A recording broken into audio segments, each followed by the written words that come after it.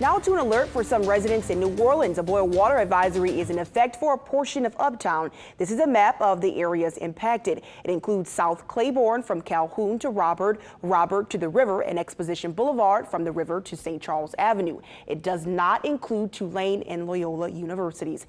The advisory was issued after a water main break yesterday on South Claiborne near Upper Line. The broken water valve led several streets being flooded in the Uptown neighborhood. Crews did an emergency repair last night to repair that valve, but permanent repairs will begin this weekend. Our Whitney Miller was out there yesterday. Residents in this area had spent several hours watching this water spread throughout the area. Now the crews will have a long road ahead as they work to fix this valve that failed. I don't have a driveway. I have a lake, yes, but no driveway, none. Miss Pauline Hurst can laugh about it now, but she says waking up to water rushing through her front yard and driveway Thursday was unexpected. As you can see, I'm stuck indoors. I have no appointments today, thank the Lord. Hurst's home is just a building away from an underground valve failure that sent water gushing into the streets near Upper Line and South Claiborne. Thursday, crews spent much of the day monitoring water pressure and going through 30 individual valves in order to shut off the water in that area.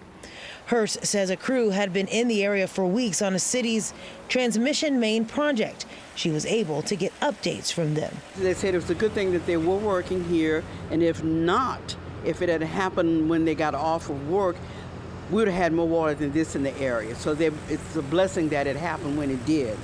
When the water was at its highest, we spoke with James Moore, who lives on Robert Street. He's told us he's seen this happen before. It was about 3 years ago.